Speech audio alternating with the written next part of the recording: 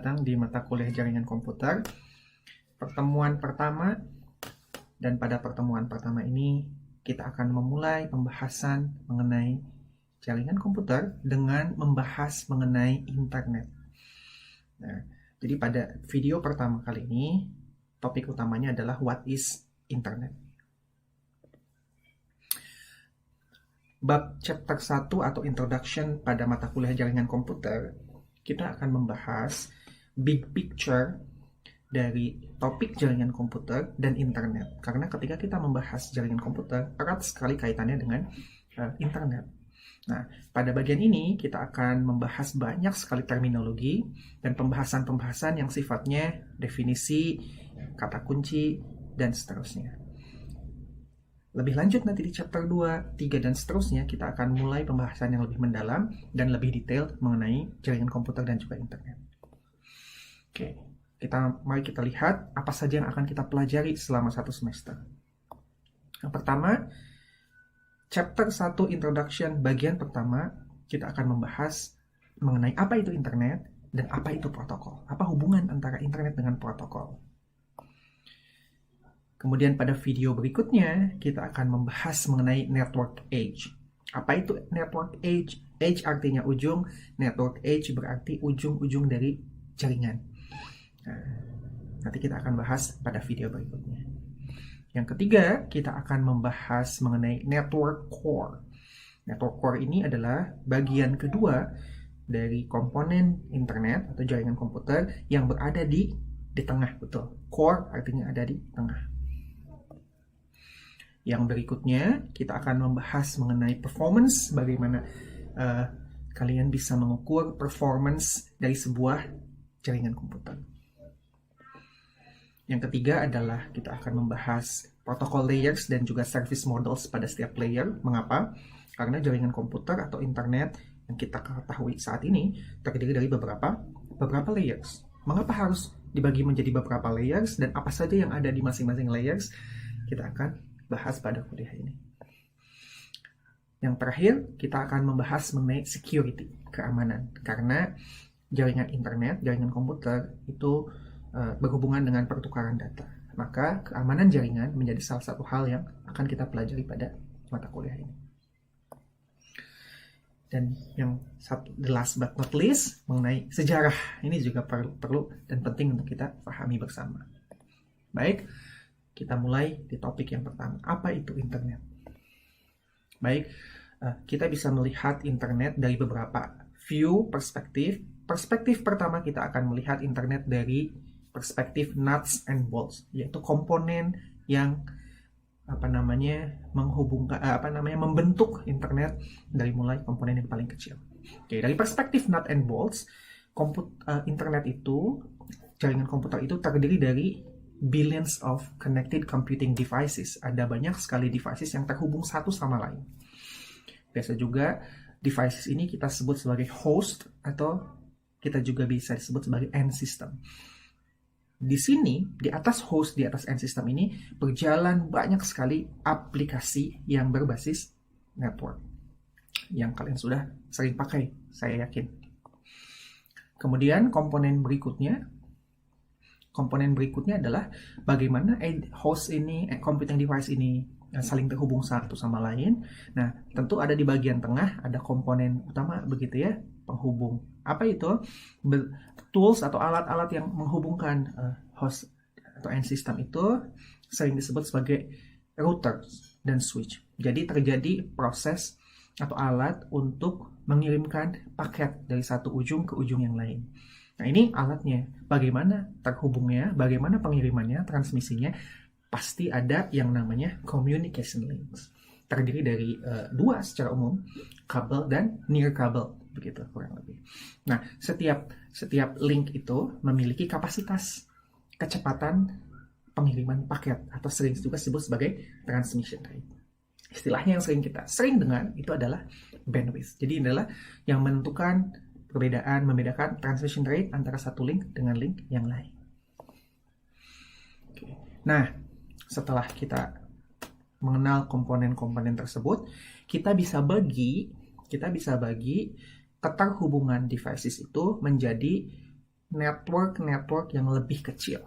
Satu network itu adalah satu unit terkecil dari collection of devices and routers yang biasanya dimanage oleh satu unit organisasi terkecil. Bisa berupa kantor, kampus, atau bahkan rumah kamu sendiri merupakan satu network yang paling kecil. Nah, jadi inilah gambaran besar dari internet yang menghubungkan kita semua melalui yang terutama akan menghubungkan kita semua pada masa pandemi seperti ini. Oke, apa saja sebetulnya devices yang terhubung dengan internet dan kita sudah mungkin akan sudah menggunakan dan mungkin kalian berencana untuk menggunakannya di masa yang akan datang. Telepon, sekarang telepon sudah terkoneksi internet. Gaming device, kalian main game online. TV, kemudian apa lagi? Fridge atau kulkas, CCTV, dan banyak lagi yang lainnya. Beberapa mungkin sudah kalian gunakan dan beberapa mungkin kalian tertarik untuk menggunakannya begitu ya di masa yang akan datang. Smartwatch, kemudian augmented reality device, dan seterusnya. Bahkan mobil, Tesla sekarang sudah terhubung dengan internet begitu ya, skuter, motor. Bahkan yang menarik, ini saya mungkin kita agak jarang di sini teman-teman, tapi ada toaster yang bisa mempredik cuaca pada hari ini dengan cara mencetak cuaca tersebut pada roti panggang yang bisa kita makan atau kita nikmati pada menarik sekali kan. Nah, ada halnya masih banyak yang lain dan mungkin kalian bisa cari tahu apa saja sih sebetulnya devices yang bisa menghubungkan kita semua kehidupan kita melalui jaringan internet. Nah, kita lanjutkan perspektif nut and bolts sehingga kita bisa ambil kesimpulan internet itu adalah kumpulan dari network atau network of networks. Jadi ada interconnected internet service provider ISP, penyedia layanan internet yang cukup banyak dan terhubung satu sama lain. Nah, supaya setiap host itu bisa terhubung satu sama lain menggunakan banyak sekali aplikasi, kita membutuhkan yang namanya protokol. Protokol itu adalah mekanisme komunikasi sehingga aplikasi yang kita miliki itu bisa mengirimkan pesan, menerima pesan. Contohnya apa? Ada protokol HTTP. Itu digunakan untuk mengakses website. Ada lagi protokol misalkan UDP yang digunakan untuk video conference dan seterusnya. Jadi ini adalah beberapa protokol utama yang akan kita pelajari pada mata kuliah jaringan komputer. Oke. Nah, bagaimana protokol ini dibuat?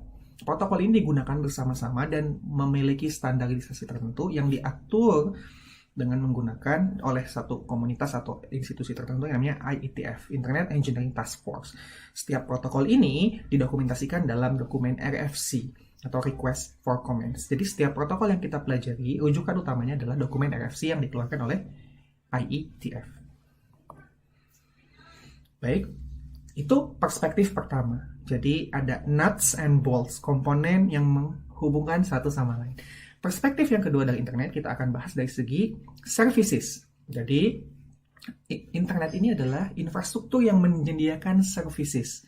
Begitu kan? Layanan. Layanan apa saja? Website, streaming video, teleconference, video conference, social media, dan seterusnya. Jadi dalam perspektif services, internet ini menyediakan programming interface.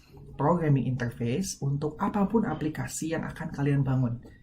Kalian sebagai mahasiswa ilmu komputer, goal akhirnya tentu saja mampu membangun aplikasi. Sekarang pada kuliah ini, kalian diminta atau diharapkan dapat membangun aplikasi yang berjalan di atas jaringan komputer. Oke, nah itu mengenai internet. Selanjutnya, apa itu protokol? Nah, apa itu protokol? Kita mulai dari manusia, begitu ya. Manusia memiliki protokol. Contohnya misalkan apabila kalian ingin menanyakan jam, kalian ingin bertanya, pasti ada memiliki protokol tertentu. Misalkan mengacungkan tangan, menyebutkan nama, dan seterusnya. Nah, itu adalah protokol. Protokol ini mengatur apa saja? Tata cara, begitu ya. Pesan disampaikan, pesan diterima, action disampaikan, dan seterusnya. Bagaimana dengan komputer? Tentu saja komputer yang berkomunikasi satu dengan yang lain membutuhkan protokol. Jadi seluruh aktivitas komunikasi di internet itu diatur dengan protokol yang sudah menjadi standar. Jadi kita bisa definisikan protokol itu mendefinisikan format urutan dari setiap pesan yang dikirim dan diterima di antara devices di dalam jaringan komputer. Oke, contoh protokol yang disampaikan manusia, misalkan seperti ini. Ada dua orang, si A dan si B ingin menanyakan jam. Protokol yang disampaikan biasanya pertama tentu saja tidak langsung menanyakan jam berapa, tidak, pasti menyapa dulu begitu ya. Hai, kemudian dibalas hai.